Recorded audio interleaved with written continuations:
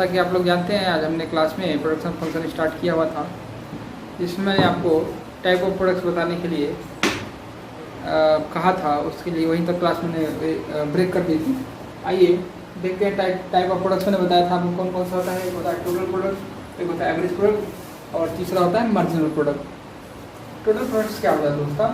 Total product का मतलब होता है कि जितनी भी आउटपुट कोई factory given period of time में दे रही है, कोई भी industry given period of time में जो भी आउटपुट दे रही है वो क्या है? टोटल प्रोडक्ट है। और ये आउटपुट कैसा होता है? ये वेरिएबल फैक्टर पे होता है। किसमें होता है? वेरिएबल फैक्टर पे। वेरिएबल फैक्टर के चेंज होने पे। जैसे यदि मैं कहूँ एक फैक्ट्री में 10 लेबर लगे हुए हैं और सभी 6 यूनिट, हर लेबर 6 यूनिट जो है कोई भी प्रोडक्ट तैयार करते हैं, तो टोटल प्रोडक्ट कितना हो गया? 60 यूनिट हो गया। यानी हमारा टोटल प्रोडक्ट कितना हो गया? 60 यूनिट हो गया। यानी पर लेबर कितना यूनिट तैयार हो रहा है उसको हम चेक करेंगे तो पर लेबर यूनिट है। At each labour what amount of product produce. ये 6 यूनिट था, मैंने कहा तब टोटल प्रोडक्ट कितना हुआ बाय टोटल लेबर। तो हर लेबर 6 यूनिट कर रहा था तो 10 लेबर में कितना कर दिया? 60 यूनिट कर दिया। ये टोटल प्रोडक्ट है। टोटल प्रोडक्ट का मतलब क्या है कि किसी भी फैक्ट्री, इंडस्ट्री या किसी भी जो प्रोड्यूसर द्वारा गिवन पीरियड ऑफ टाइम में जो टोटल प्रोडक्शन होता है, जो टोटल आउटपुट दिया जाता है, वो क्या है? टोटल प्रोडक्ट है। एवरेज प्रोडक्ट क्या है? एवरेज भाई दोस्तों, मैंने आपको बताया कि एवरेज कैसे निकालते हैं। मैंने कहा था कि जो भी टोटल दिया हो उसमें नंबर ऑफ जो भी नंबर्स ऑफ ऑब्जर्वेशन हो उनको डिवाइड कर दीजिए, एवरेज आ गया। इसमें नंबर ऑफ ऑब्जर्वेशन क्या है एवरेज निकालने के लिए? प्रोडक्ट और डिवाइड बाई जो भी आपके नंबर ऑफ लेबर है वो नंबर ऑफ लेबर। अब इसको आप बुक के लैंग्वेज में देखोगे, ये एवरेज होता है टोटल बटा ऑब्जर्वेशन। बुक के लैंग्वेज में देखोगे तो लिखा है कि पर वेरिएबल फैक्टर के लिए चेंजेस कितना हुआ, टोटल प्रोडक्ट कितना, टोटल प्रोडक्ट हम प्रोड्यूस कर रहे हैं, यही है average product. Per unit of variable के लिए टोटल नंबर ऑफ प्रोडक्ट कितना वेरी कर रहा है, वही है हमारा एवरेज प्रोडक्ट। मैं कहूँ इतना ना याद करो, आप याद कर लो कि एवरेज क्या होता है? Total product upon number of labour, मतलब नंबर ऑफ वेरिएबल फैक्टर। वही ना बोल रहा है कि पर number of variable factor what is the amount of total product that is called average product. इतना समझने के लिए मुश्किल है। मैं कहता हूँ एवरेज कैसे निकालते हैं? टोटल प्रोडक्ट में नंबर ऑफ ऑब्जर्वेशन हम डिवाइड करते हैं। यहाँ पे क्या कर रहे हैं? टोटल प्रोडक्ट में नंबर ऑफ वेरिएबल प्रोडक्ट पे हम वेरिएबल फैक्टर निकाल रहे हैं। तो नंबर ऑफ वेरिएबल फैक्टर क्या है? Number of labour. हमने घटा दिया, अरे डिवाइड कर दिया, एवरेज निकल गया। तो एवरेज का मतलब क्या हुआ? पर यूनिट वेरिएबल फैक्टर पे कितना हमारा आउटपुट आ रहा है, वही है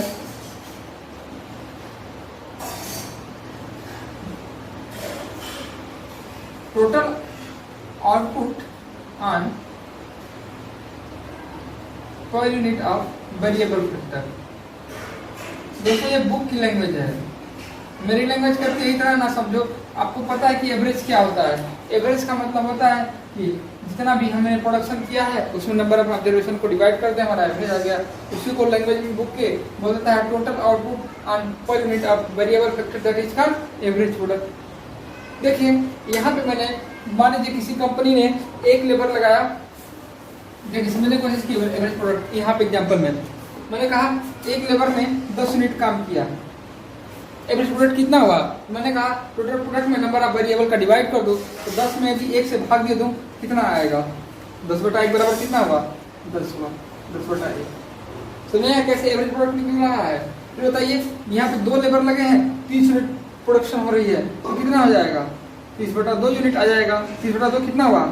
15 हुआ। समझ पा रहे हैं कि नहीं समझ पा रहे? एवरेज प्रोडक्ट में कैसे निकाल रहा हूँ? टोटल प्रोडक्ट में लेबर का डिवाइड करते हैं। लेबर यहाँ पे क्या है? नंबर ऑफ वेरिएबल फैक्टर है। इसीलिए आप रॉ मटेरियल भी इस्तेमाल कर सकते हो यूनिट में। इसी तरह आपको यहाँ पे एवरेज प्रोडक्ट कैसे निकालेंगे? कहेंगे टोटल प्रोडक्ट 30 है, लेबर 3 काम कर रहे हैं, 60/3। 60/3 कितना हो गया? 20। इसी तरह से आप क्या करोगे? यहाँ पे 100 लेबर काम 100 यूनिट का प्रोडक्शन हो रहा है, 4 लेबर काम कर रहे हैं, तो एवरेज कितना आएगा? 100/4 आ जाएगा। आई होप दोस्तों एवरेज प्रोडक्शन कैसे निकल रहा है, एवरेज प्रोडक्ट क्या है, ये आपने समझ लिया होगा। आइए मार्जिनल देखते हैं क्या होता है।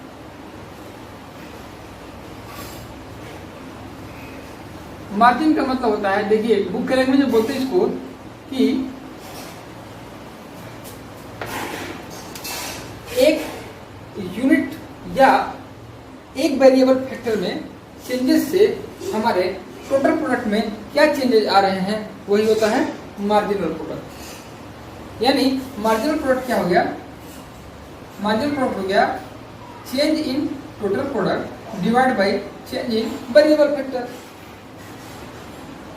Change in total product divide by change in variable factor. इसको बुक के लैंग्वेज में कैसे बोलेंगे, द डिग्री ऑफ या the changes of total product due to changes in variable factor या per unit changes in variable factor, what's the effect goes on changes in total product, that is the marginal product. तो marginal product क्या हो गया कि variable factor labour के change होने से हमारे टोटल प्रोडक्ट में कितना चेंज हो रहा है, ये हमारा क्या हो गया, मार्जिनल प्रोडक्ट हो गया।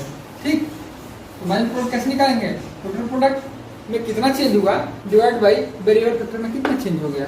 आइए देखते हैं। मैंने कहा एक लेबर की जगह मैंने 2 लेबर लगा दिया, चेंज कितने का कर दिया, 1 लेबर का चेंज कर दिया, 1 लेबर बढ़ा दिया। आप बताइए कि 10 प्रोडक्ट की जगह कितना प्रोडक्ट हो गया, 20 एक्स्ट्रा, 30 आ गया तो कितना हुआ, 20 एक्स्ट्रा। तो ये कहाँ पे मार्जिनल प्रोडक्ट कितना हुआ बताइए। पहले यूनिट के लिए तो 0 था, उससे कोई अंतर नहीं है, तो पहले यूनिट के लिए टोटल प्रोडक्ट, एवरेज प्रोडक्ट और मार्जिनल प्रोडक्ट तीनों बराबर है। लेकिन दूसरे प्रोडक्ट के लिए क्या हो गया, ये देखिए 20/1, 20/1 कितना आ गया, 20 आ गया। इसी तरह जब 2 लेबर से 3 लेबर किए तो हमने कितना चेंज कर दिया लेबर में, 1। लेकिन 30 से 60 आए तो कितना चेंज कर दिया हमने, 30। देखिए ये हो गया 30/1, 30। इस तरह से हम मार्जिनल प्रोडक्ट निकाल रहे हैं। मार्जिनल प्रोडक्ट कैसे निकाल रहे हैं, टोटल प्रोडक्ट में एक यूनिट के वेरिएबल प्रोडक्ट के वेरिएबल फैक्टर के 1 यूनिट के चेंजेस से टोटल प्रोडक्ट में कितना चेंज आता है, that is the marginal product. Marginal product क्या हुआ, एक वेरिएबल फैक्टर के 1 यूनिट के चेंज से टोटल प्रोडक्ट के कितने चेंजेस हो रहे हैं, वही क्या मार्जिनल प्रोडक्ट होता है। तो मार्जिनल प्रोडक्ट का यदि फार्मूला लिखना चाहो तो एक बार फिर मैं लिख देता हूँ, change in total product divide by change in variable factor. Change in total product divide by change in variable factor. अब एवरेज प्रोडक्ट का मैंने क्या लिखा था, एवरेज प्रोडक्ट लिखा था कि total product per unit of variable factor, तो यानी वेरिएबल फैक्टर से डिवाइड कर दो। आपसे कहूँ यहाँ से टोटल प्रोडक्ट कैसे निकालोगे, यहाँ से आप कहोगे एवरेज प्रोडक्ट में हम वेरिएबल फैक्टर से गुणा कर दें तो हमारा टोटल प्रोडक्ट आ जाएगा। तो इस तरह से यहाँ से आपको 3 फार्मूले आ गए, इसको दिमाग में रखना है। ठीक, अब यहाँ से एक हमारा बनता है टोटल प्रोडक्ट, एवरेज प्रोडक्ट और मार्जिनल प्रोडक्ट में रिश्ता बनता है। इस डाटा से हम देखेंगे किस तरह का रिलेशन बना, किस तरह का संबंध स्थापित हुए। आइए देखते हैं।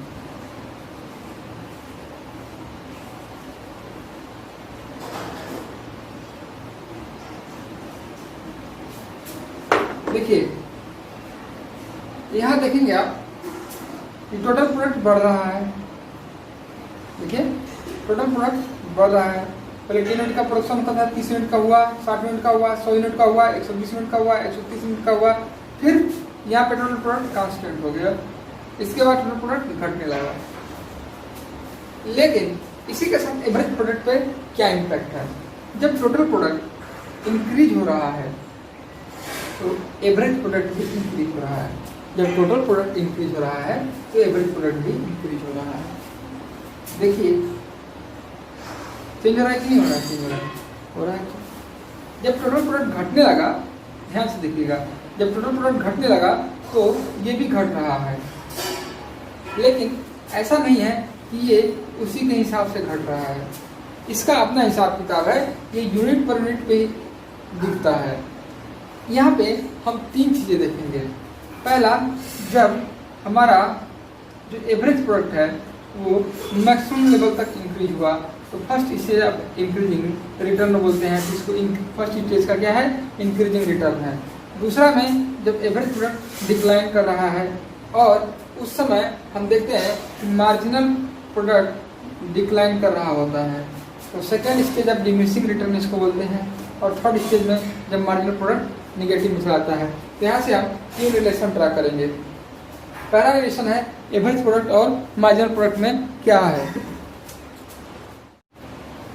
दोस्तों, यदि उस टेबल को आप साथ में सामने रख के पढ़ोगे तो ज़्यादा समझ में आएगा। इस बात को मैंने टेबल रिलेस कर दिया है, व्हाइट बोर्ड के कंटेंट भी आपको देना है और साथ में टेबल भी बनाना तो बड़ा मुश्किल हो जा रहा था, तो मैंने टेबल को रिलेस करके एक कंटेंट लिखा। रिलेशन पहले बना टोटल प्रोडक्ट और मार्जिनल प्रोडक्ट में। टोटल प्रोडक्ट और मार्जिनल प्रोडक्ट में ये 3 रिलेशन है, जिसमें सबसे इंपॉर्टेंट ये वाला रिलेशन होता है। हर एग्जाम में लगभग पूछा है, आपके हर साल लगभग एग्जाम में पूछता है। और क्या पूछता है एग्जाम में, देखिए आप टेबल को ध्यान देखेंगे तो जब टोटल प्रोडक्ट इंक्रीज हो रहा है इंक्रीजिंग रेट से, तो मार्जिनल प्रोडक्ट में जिन खाना बनाया था ना उसमें increasing rate, decreasing rate, negative rate लिखा उसमें। तो जब टोटल प्रोडक्ट इंक्रीजिंग रेट से इंक्रीज हो रहा है तो मार्जिनल प्रोडक्ट भी क्या हो रहा है, इंक्रीज हो रहा है। लेकिन जब टोटल प्रोडक्ट डिमिनिशिंग रेट से इंक्रीज होता है, इंक्रीज हो रहा है पर डिमिनिशिंग रेट से, जैसे इंक्रीजिंग रेट और इंक्रीज डिमिनिशिंग रेट क्या होता है। देखो मान लो पहले 100 यूनिट प्रोड्यूस होता था, अब 150 हो रहा है, अब 210 हो गया। तो यहाँ पे देखो कितना 50 इंक्रीज किया, यहाँ पे 60 इंक्रीज किया, ठीक। देखो यूनिट, अब मैं कहूँ यहाँ पे 240 प्रोड्यूस हुआ, तो देखो टोटल प्रोडक्ट तो इंक्रीज हुआ है, पर लेकिन यहाँ पे 60 इंक्रीज हुआ था, अब देखो कितना इंक्रीज हो गया, 30 इंक्रीज हुआ। तो इंक्रीज तो हुआ पर डिमिनिशिंग रेट से इंक्रीज होने लगा। मैं कहूँ यहाँ पे देखो 250 यूनिट, तो 10 यूनिट तो इंक्रीज हुआ, पर देखो यहाँ पे 10 यूनिट ही इंक्रीज हुआ। तो मतलब कि ये इंक्रीज तो हो रहा है, लेकिन देखो यहाँ 50-60 ये बढ़ते हुए क्रम में इंक्रीज हो रहा था, अब घटते हुए क्रम में इंक्रीज हो रहा है। इसी समय एक समय ऐसा आएगा कि ये घटने लगेगा, ठीक है, टोटल प्रोडक्ट भी घटने लगेगा। यही 3 बातें मैं बता रहा हूँ। मैं कह रहा हूँ कि जब इंक्रीज होता है डिमिनिशिंग रेट से टोटल प्रोडक्ट, तो मार्जिनल प्रोडक्ट उसमें डिक्रीज करने लगता है, ठीक। और जब टोटल प्रोडक्ट मैक्सिमम होता है तो मार्जिनल प्रोडक्ट क्या होता है, 0 होता है। ये कई बार एग्जाम में पूछा है आपके। तो 3 बातें टोटल प्रोडक्ट और मार्जिनल प्रोडक्ट में। इंक्रीजिंग रेट से यदि टोटल प्रोडक्ट इंक्रीज हुआ तो मार्जिनल प्रोडक्ट इंक्रीज हुआ। यदि टोटल प्रोडक्ट डिक्रीजिंग रेट से इंक्रीज हुआ तो मार्जिनल प्रोडक्ट डिक्रीज हुआ। यदि टोटल प्रोडक्ट मैक्सिमम है तो मार्जिनल प्रोडक्ट उस समय क्या होगा, 0 होगा। आइए अब मार्जिनल प्रोडक्ट और एवरेज प्रोडक्ट में रिलेशन देखते हैं। एवरेज प्रोडक्ट जब इंक्रीज करता है तो उस समय मार्जिनल प्रोडक्ट भी इंक्रीज करता है, लेकिन मार्जिनल प्रोडक्ट एवरेज प्रोडक्ट से ज़्यादा ही होता है। ये बात आपको ध्यान रखना है। When AP is rise, then MP is also rise, but MP is greater than AP. When AP is equal to MP, then AP constant. यदि AP MP के बराबर है तो उसमें AP क्या होता है, कांस्टेंट होता है। ये इंपॉर्टेंट है।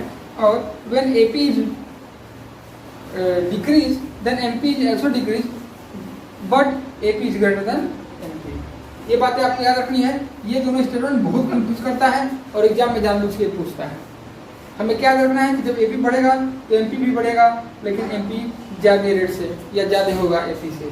लेकिन जब AP घटेगा तो MP भी घटेगा, लेकिन उसमें MP से ज़्यादा AP होगा। और AP और MP जब बराबर होंगे तो उसमें AP क्या होगा, कांस्टेंट होगा। इस तरह से ये लाभ या रिटर्न टू